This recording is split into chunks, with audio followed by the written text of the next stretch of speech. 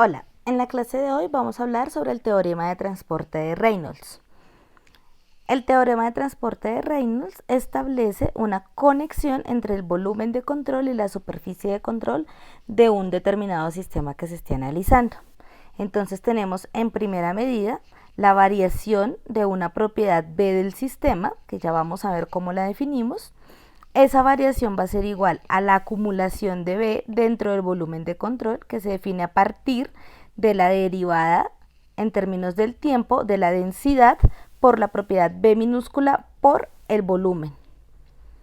Y eso sumado con el flujo neto de salida de B a través de la superficie de control, que se determina con la integral a través de la superficie de control de la densidad por la variable B minúscula por el producto punto del vector velocidad por el vector normal a la superficie en términos del área.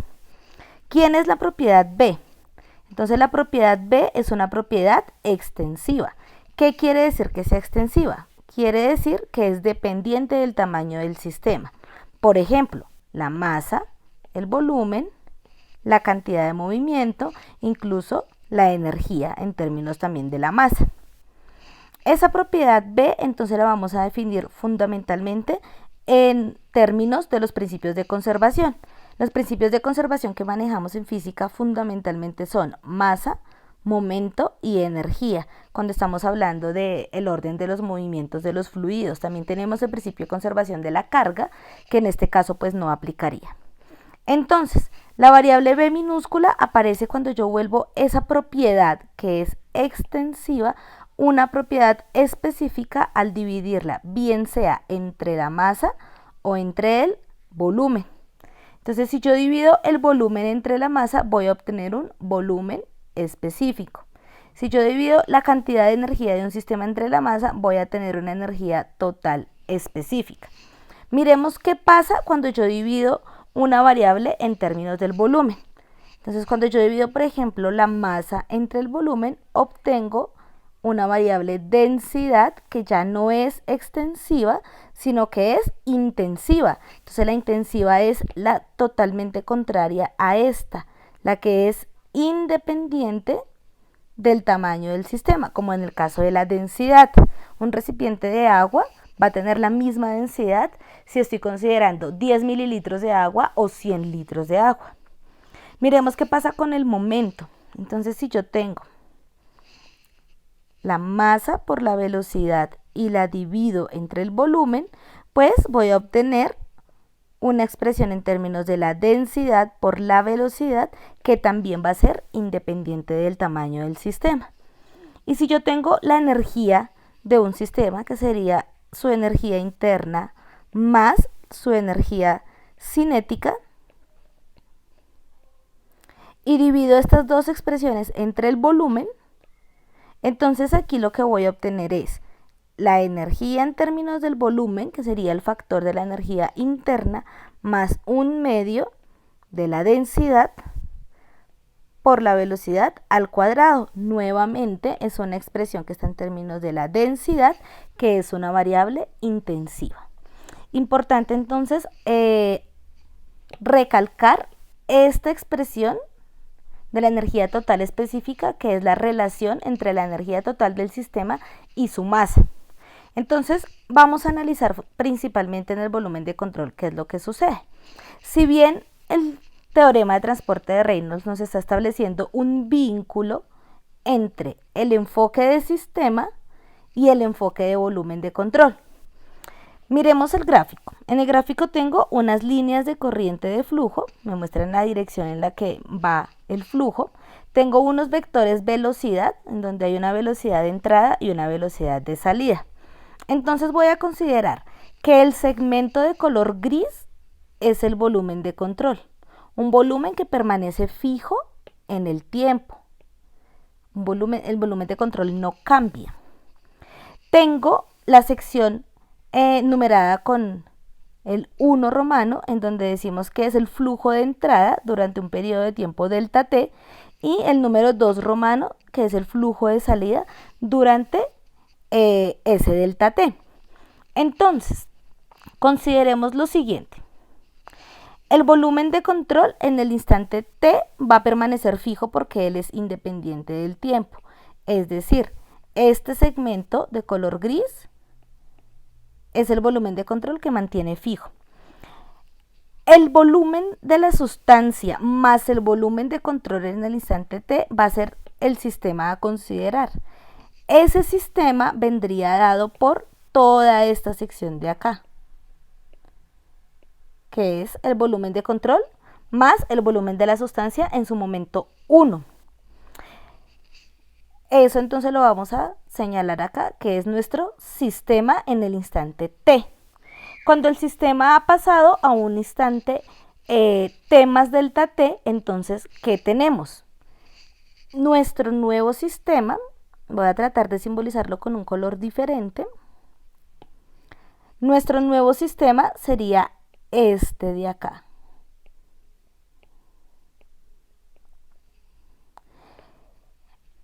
Este. ¿Cómo determino ese sistema? Pues ese sistema no sería más que tener el volumen de control, que es toda la sección de aquí atrás,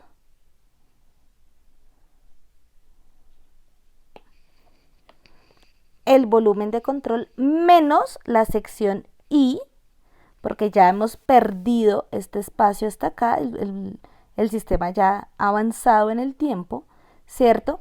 Más el flujo de salida durante delta t, que sería este pedacito de acá. Entonces, el volumen de control menos el desplazamiento del sistema inicial I más el desplazamiento 2 me daría el segmento que es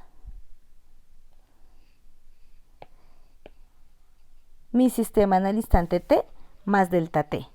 Espero que haya sido claro, es un poco complejo la sobreposición de los colores.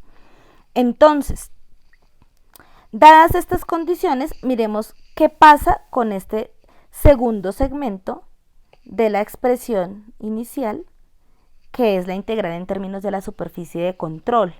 Miremos que si yo tengo en el sistema un flujo que está corriendo en una dirección específica, que en el caso la dirección está dada por estas líneas azules, y ese flujo está atravesando una superficie de control, entonces, como la expresión de superficie de control está en términos del producto punto de la velocidad por el vector que es normal a la superficie, entonces vamos a mirar qué sucede. Si yo, por ejemplo, acá establezco este como mi vector normal a la superficie y este viene siendo el vector velocidad en la dirección del flujo, entonces yo voy a tener un ángulo que es mayor a 90 grados. Cuando el ángulo es mayor a 90 grados y usted realiza el producto punto, es decir, lo multiplica por el coseno, va a obtener un resultado que es negativo. Es decir, que en este sentido, si el resultado es negativo, quiere decir que por ese lugar está saliendo el flujo que yo estoy analizando. Miremos qué pasa en el otro extremo. Si yo tengo aquí mi vector normal a la superficie y aquí viene mi vector velocidad, aquí olvidé colocar que este es el vector velocidad, tengo un ángulo que es menor de 90 grados.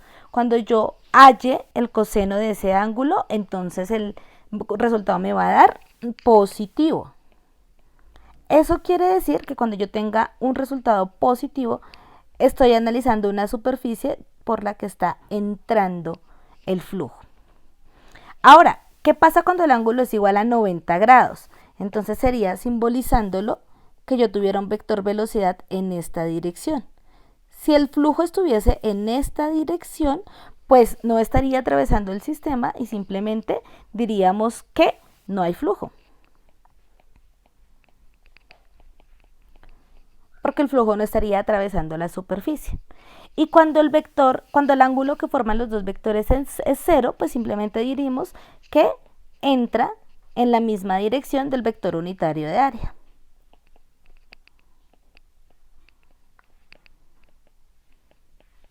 en la misma dirección. Entonces, en este orden de ideas, cuando yo tengo un flujo que es estacionario, recordemos que un flujo estacionario es aquel que no cambia en el tiempo, el componente de la expresión del teorema de Reynolds, que depende de la variación del tiempo, sería 0, porque no habría variación. Y la expresión me quedaría en términos solamente de la integral de la superficie de control. Listo. Dicho esto, entonces, a modo de síntesis, lo que podemos decir es que el teorema de transporte de Reynolds nos va a permitir trabajar sobre cualquier propiedad del sistema. Esta variable B que está establecida aquí, yo la puedo hacer valer por masa, por cantidad de movimiento. Las más comunes son masa, momento y energía, y entonces es una ecuación generalizada que usted puede aplicar tanto para cualquiera de los principios de conservación, es decir, cualquiera de las variables. Ya sabemos que podemos ponerlas en términos del volumen para volverlas intensivas y obtener ese término B minúscula, y puedo analizarlo tanto desde la perspectiva del volumen de control como desde la perspectiva de la superficie del control. Voy a tener las dos expresiones en un solo término.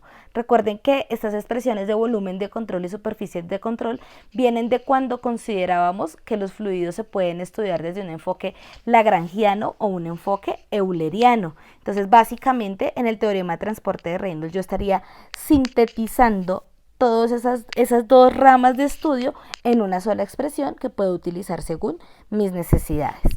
La expresión más utilizada es la que pusimos en la parte de aquí abajo en moradito, porque la mayoría de flujos que analizamos en ingeniería son flujos estacionarios, son flujos que no están variando en función del tiempo. Nosotros siempre consideramos unos caudales constantes, consideramos una conservación de la energía en términos de Bernoulli, y recuerden que el principio de Bernoulli solamente aplica para flujos que sean estacionarios. Listo, esto es todo. Entonces, cualquier inquietud adicional que tengan, no olviden que la pueden dejar en los comentarios.